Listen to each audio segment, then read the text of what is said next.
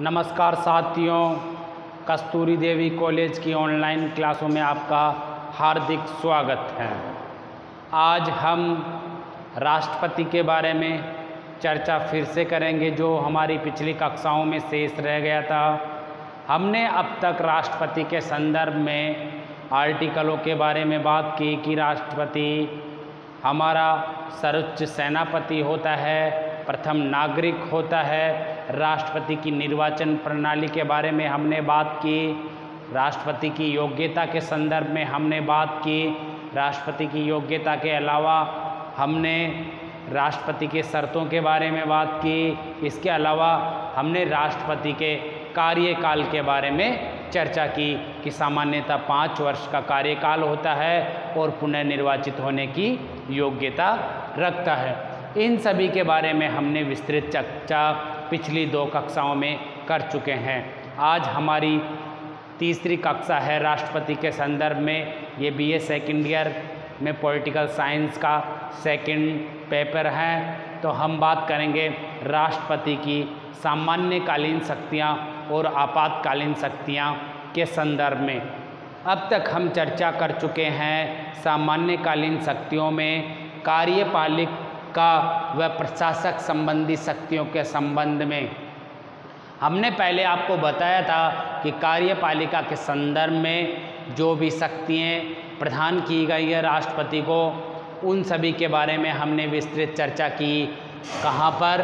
कार्यपालिका का संदर्भ में और प्रशासक के संदर्भ में, कि प्रशासक की किस प्रकार से नियुक्ति करता है। इसके अलावा हमने बात की व्यवस्थापिका संबंधी शक्तियों के संदर्भ में, अध्यादेश जारी करने का, वीटो पावर का, इन सभी के संबंध में हम चर्चा कर चुके हैं।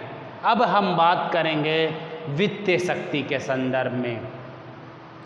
देखिए, हमारी जो राष्ट्रपति हैं भारत के, उनको सामान्यकालीन शक्तियों में हम पहले किसके बारे में बात कर चुके हैं? कार्यपालिका और व्यवस्थापिका संबंधी शक्तियों के संदर्भ में। अब हम बात करेंगे वित्तीय शक्ति के संदर्भ में कि राष्ट्रपति को कौन कौन सी वित्तीय शक्ति प्राप्त है, किस प्रकार से वित्तीय शक्ति प्रदान की गई है। हम बात करें अनुच्छेद 112 के संदर्भ में।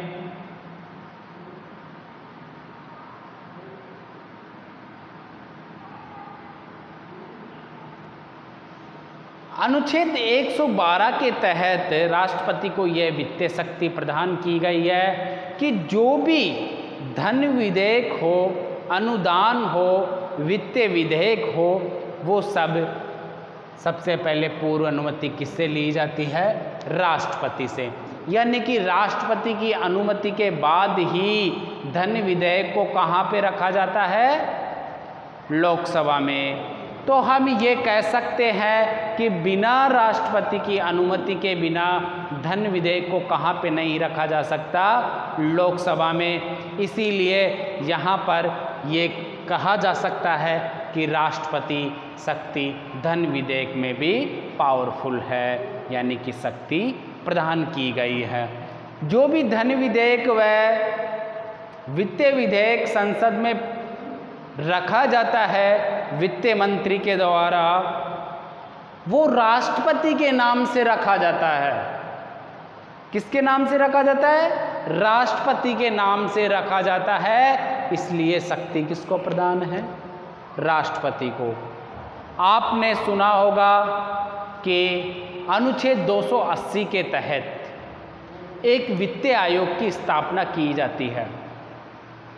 वो भी किसके द्वारा की जाती है? राष्ट्रपति के द्वारा। जिसमें कितने सदस्य होते हैं? 5 सदस्य, और उनका कार्यकाल सामान्यतः 5 वर्ष का होता है। तो ये भी क्या है? राष्ट्रपति की एक प्रमुख वित्तीय शक्ति। वित्तीय शक्ति के बारे में और हम विस्तार से चर्चा करें तो एक आकस्मिक निधि और एक संचित निधि होती है। तो इसमें क्या होता है? आकस्मिकता जो निधि होती है, उसमें किसका पावर चलता है? यहाँ पर राष्ट्रपति का। राष्ट्रपति बिना संसद की अनुमति के राष्ट्रपति बिना संसद की अनुमति से इससे धन निकाल सकता है। इस निधि से क्या निकाल सकता है? धन। जब भी कभी ऐसी कोई आपात की स्थिति हो और राष्ट्रपति को ऐसे लगे कि हमें धन की सख्त बहुत ही क्या है ज़रूरत है, तो संसद की बिना अनुमति के इसमें से धन निकाल सकता है। लेकिन बाद में अनुमति लेना आवश्यक है संसद की, इसीलिए राष्ट्रपति के पास बहुत सारी क्या है वित्तीय शक्ति। वित्तीय शक्ति का पावर का इस्तेमाल करते ही इन्होंने क्या किया? वित्तीय आयोग की क्या की स्थापना की। कौन से अनुच्छेद से किया? अनुच्छेद 280 के तहत। कौन से अनुच्छेद के तहत? आर्टिकल 280। अनुच्छेद 280 के तहत राष्ट्रपति ने क्या किया? वित्तीय आयोग की स्थापना की। किसकी स्थापना की? वित्तीय आयोग की स्थापना। जबकि अनुच्छेद 112 के तहत अनुदान रखा गया, वो किसके नाम से रखा गया? राष्ट्रपति के नाम से। तो ये राष्ट्रपति की क्या हुई? वित्तीय शक्तियाँ, यानी सामान्यकालीन शक्तियों में हमारी क्या क्या हो चुकी है? कार्यपालिका, व्यवस्थापिका और वित्तीय शक्तियाँ। अब हम बात करेंगे न्यायिक शक्तियों के संदर्भ में। देखिए, न्यायिक शक्तियों का अगर हम विस्तार से विवेचन करें तो हमारे यहाँ पर और अमेरिका के राष्ट्रपति की जो न्यायिक शक्तियाँ हैं उनमें कुछ अंतर हैं। देखिए, आर्टिकल अनुच्छेद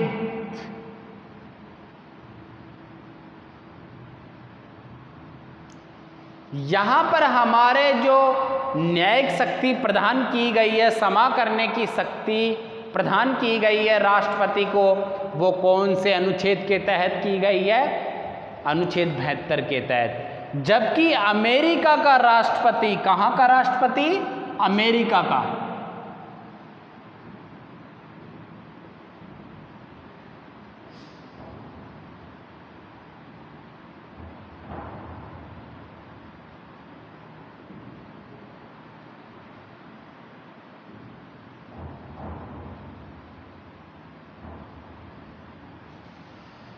यहाँ पर हमारे क्षमा करने की जो शक्ति प्रदान की गई है वो अनुच्छेद 72 में की गई है। जबकि अमेरिका का जो राष्ट्रपति है उसके क्षमा करने की शक्ति कहाँ पे प्रदान की गई है? वहाँ के संविधान में, अमेरिका के संविधान में अनुच्छेद 2 के तहत। यहाँ पर स्वयं की पहल पर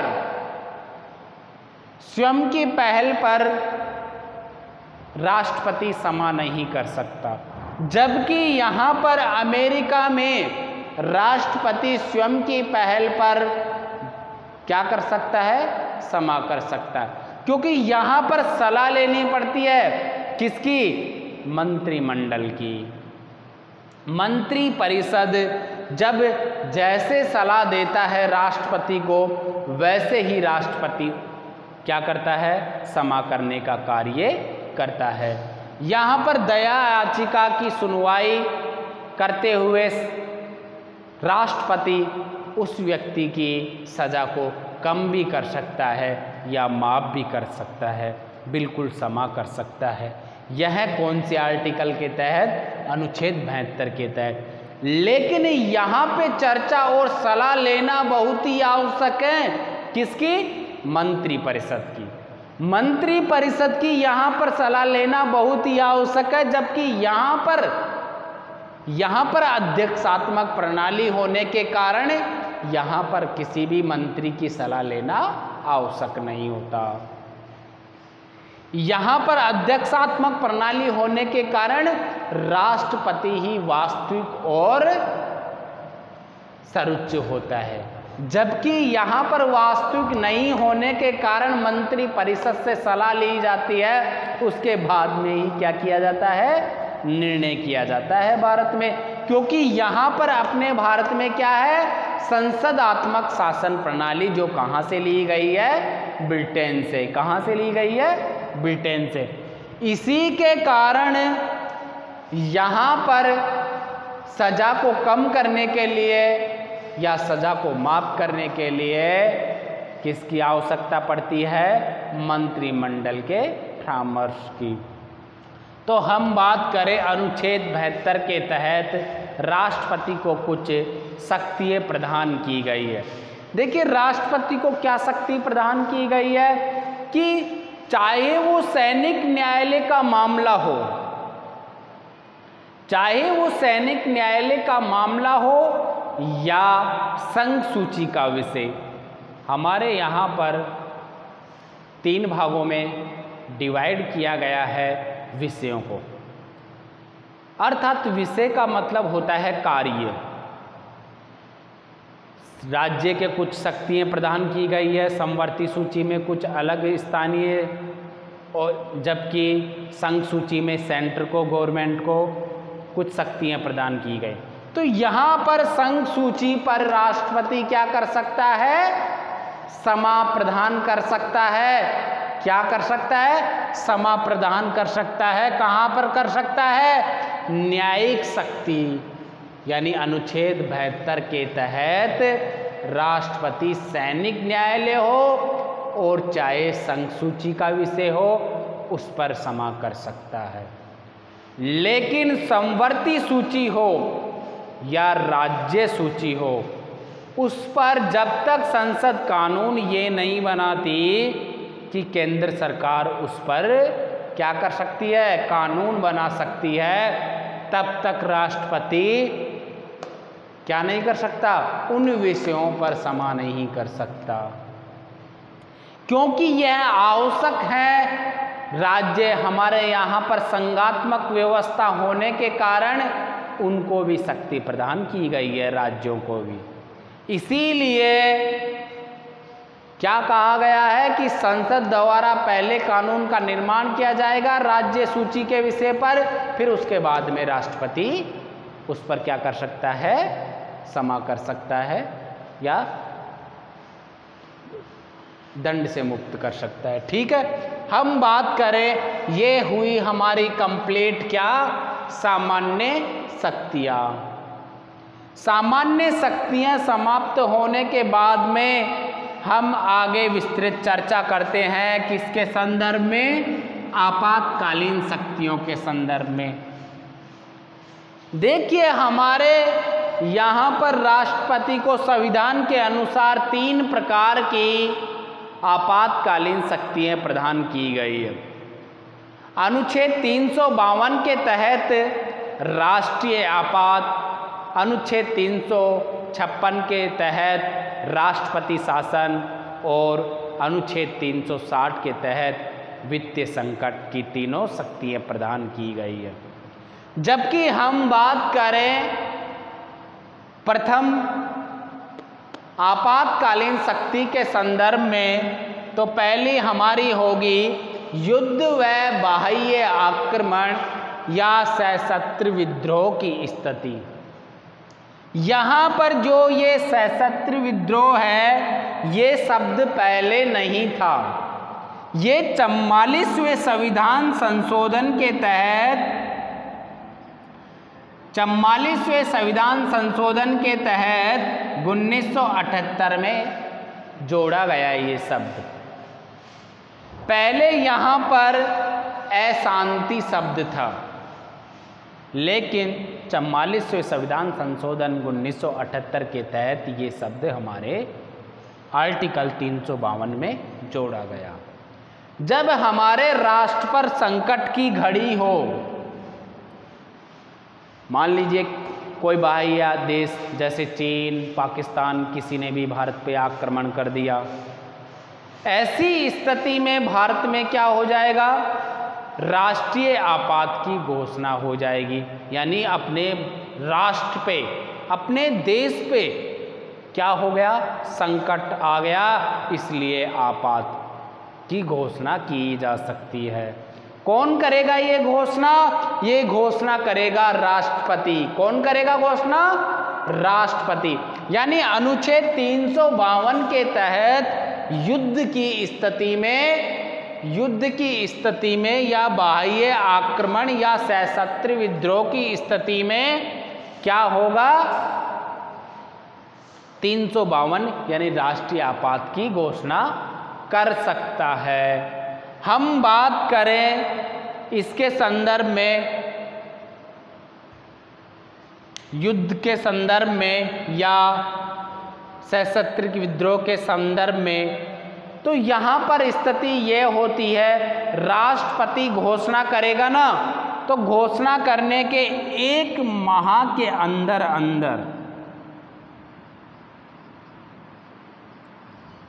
राष्ट्रपति को अनुमति प्रदान करनी होगी, वरना ये आपात क्या हो जाएगा? समाप्त। अनुमति किससे प्राप्त करेगा?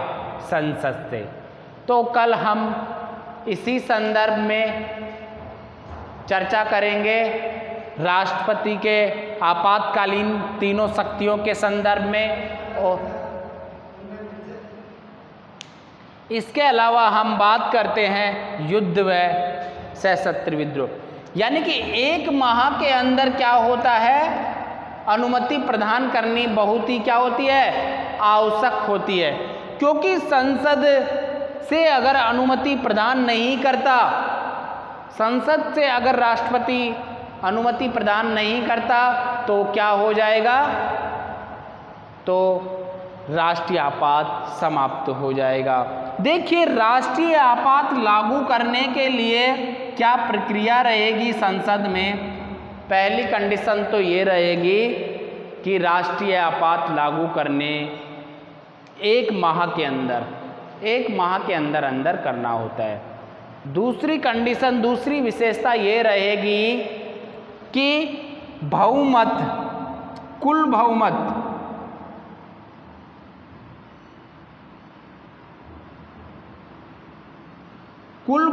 व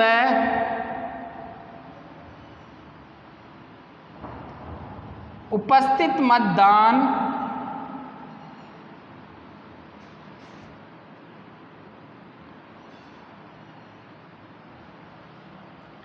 देखिए, यहाँ पर जो संसद में, यानी अलग अलग संसद के जो अलग अलग सदन हैं, उनमें पारित होना आवश्यक है।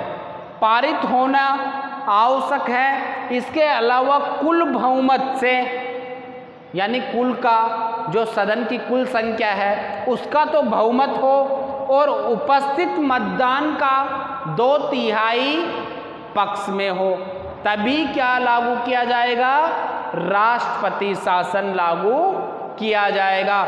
यानी कि एक सदन में पारित होने के बाद में द्वितीय सदन में यह प्रस्ताव जाएगा राष्ट्रीय आपात का, और द्वितीय सदन में पास होने के बाद में राष्ट्रपति शासन को 6 महीने के लिए मंजूरी मिल जाती है। इसी प्रकार से हर 6 माह में राष्ट्रपति के द्वारा प्रस्ताव लाने पे या संसद के द्वारा प्रस्ताव पास करने पे इसे 6 माह के लिए आगे बढ़ाया जा सकता है। तो हम बात करें राष्ट्रीय आपात के संदर्भ में,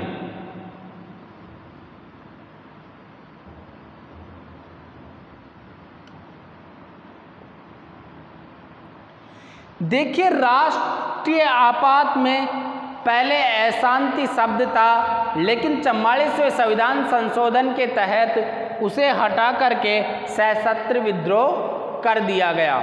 अब यहाँ पर एक कंडीशन और कर दी गई कि बिना मंत्री परिषद की सलाह के बिना राष्ट्रपति क्या नहीं कर सकता? अपनी इच्छा से क्या नहीं कर सकता? राष्ट्रीय आपात लागू नहीं कर सकता। मंत्रिमंडल का लिखित में सलाह होनी चाहिए, तभी राष्ट्रपति क्या लागू करेगा? राष्ट्रीय आपात लागू करेगा।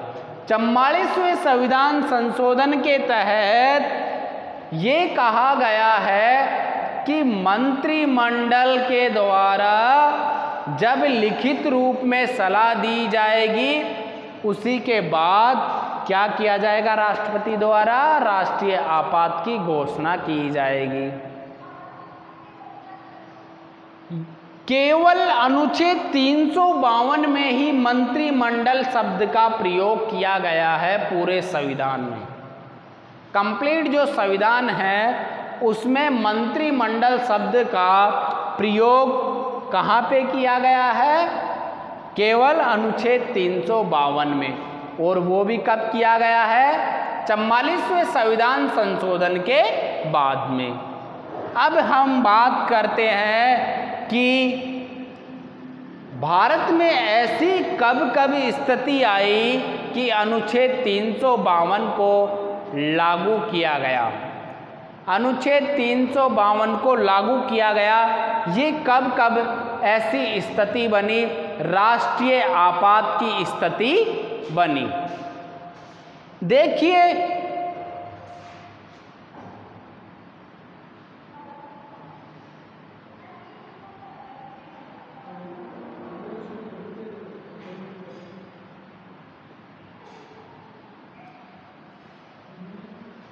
देखिए 1962 में हमारे यहाँ पर भारत पर चीन ने आक्रमण कर दिया। चीन ने आक्रमण किया तो भारत उस समय ये स्वतंत्र होने के बाद में अपनी अर्थव्यवस्था को संभाल रहा था और गरीबी दूर करने की कोशिश कर रहा था। उसी समय ये चीन ने आक्रमण कर दिया। चीन ने जबरदस्त आक्रमण किया। उसी समय ये भारत ने इस चीन के आक्रमण का सामना करने के लिए यहाँ पर युद्ध की स्थिति होने के कारण, बाह्य आक्रमण होने के कारण, राष्ट्र की एकता और अखंडता को बचाए रखने के कारण क्या किया गया? राष्ट्रीय आपात की घोषणा की गई।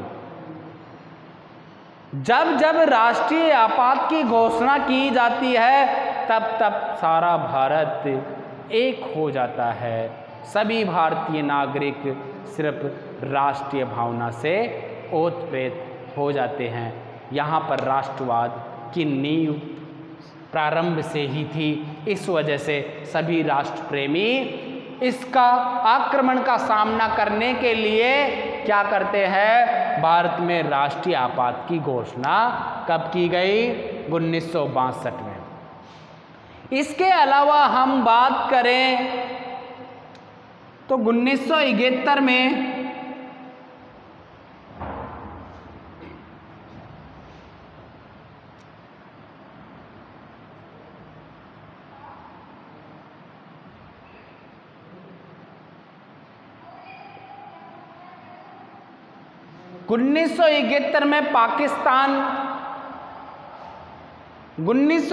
में जब पाकिस्तान का आक्रमण हो गया, यानी कि भारत से युद्ध हो गया, तो उस कंडीशन में भी क्या हुआ?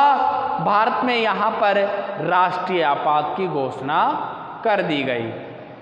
तो 1971 में भी जब पाकिस्तान का आक्रमण हुआ तब ये राष्ट्रीय आपात की यहाँ पर कंडीशन लागू हुई। इसी प्रकार से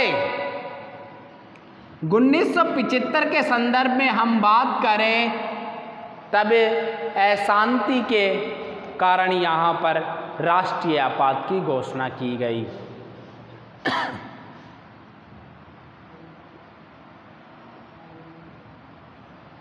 भारत में अब तक सिर्फ एक बार 1975 में अशांति के कारण राष्ट्रीय आपात की घोषणा की गई थी। उसके तुरंत बाद जब मोरारजी देसाई की सरकार आई तो 44वें संविधान संशोधन में उन्होंने क्या किया कि जो अशांति के आधार पर केंद्र सरकार राष्ट्रीय आपात की घोषणा करती थी उस पर प्रतिबंध लगा करके उस शब्द को संविधान से हटा करके उन्होंने सशस्त्र विद्रोह की स्थिति पर ही क्या किया?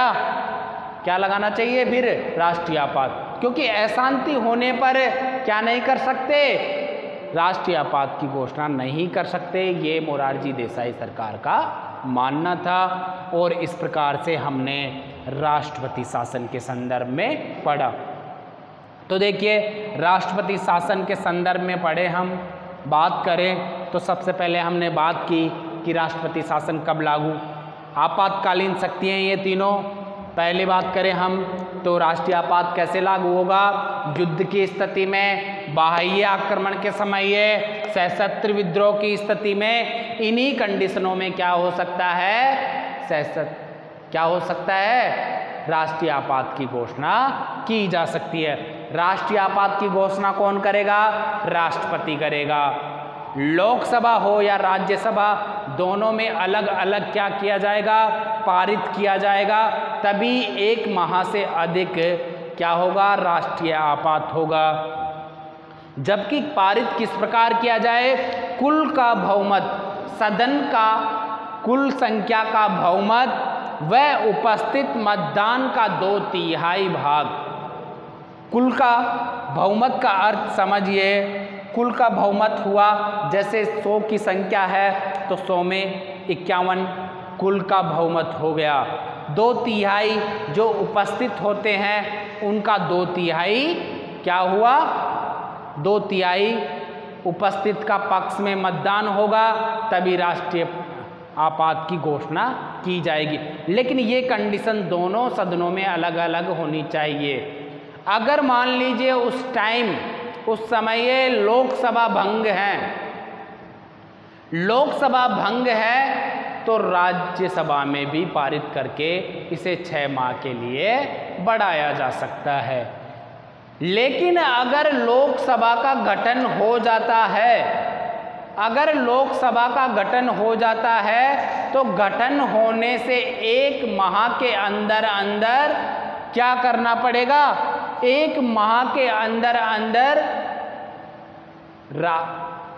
उसमें भी पारित करना पड़ेगा। लोकसभा में भी राष्ट्रीय जो आपात है उसको क्या करना पड़ेगा?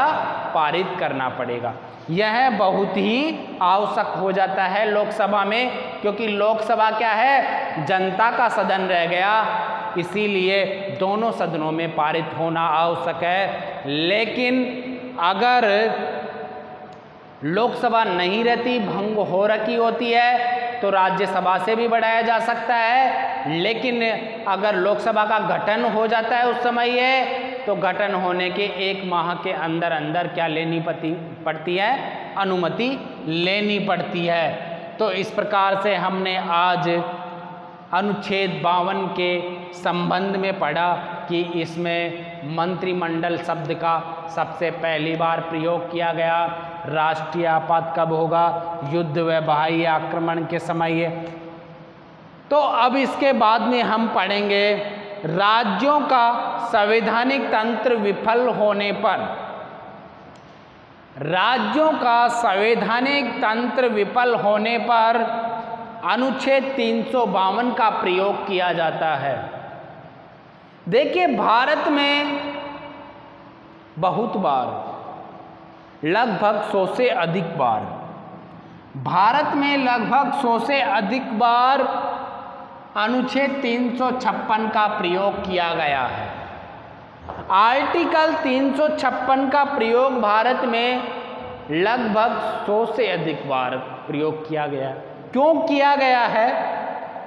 क्योंकि राज्यों का जो संवैधानिक तंत्र विफल होता है उसको विफल करके वहाँ पे राष्ट्रपति शासन लागू कर दिया जाता है। राष्ट्रपति शासन लागू कर दिया जाता है, इसीलिए राज्य किसके अधीन हो जाता है? सेंटर के अधीन हो जाता है, केंद्र सरकार के।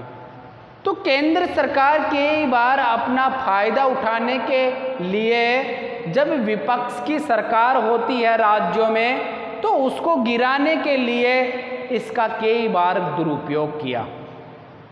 अनुच्छेद 356 का कई बार जो भी सरकार थी उन्होंने अपनी सरकार के जो विपक्षी सरकार होती थी राज्यों में, मान लीजिए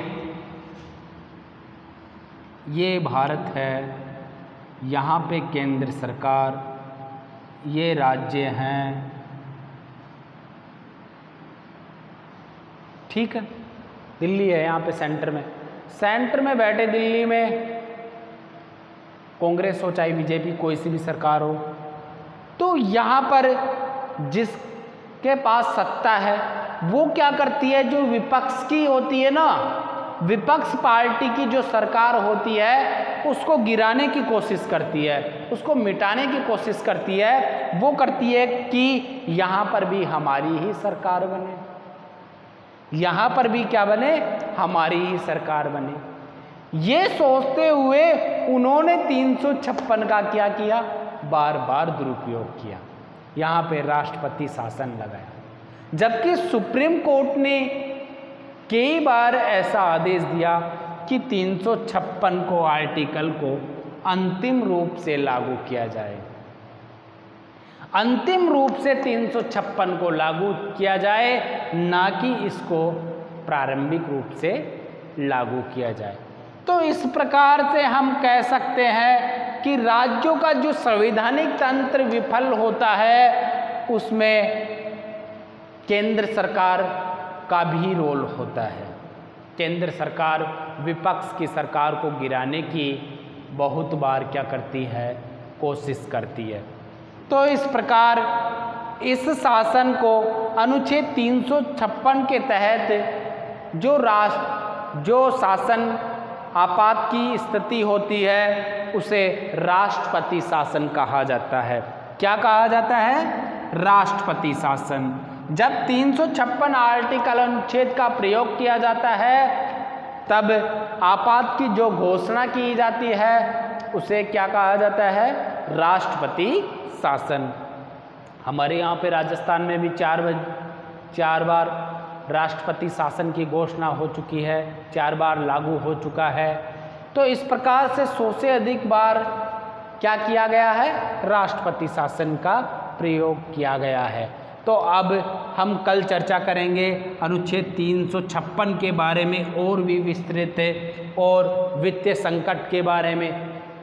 तो ठीक है, नमस्कार, धन्यवाद।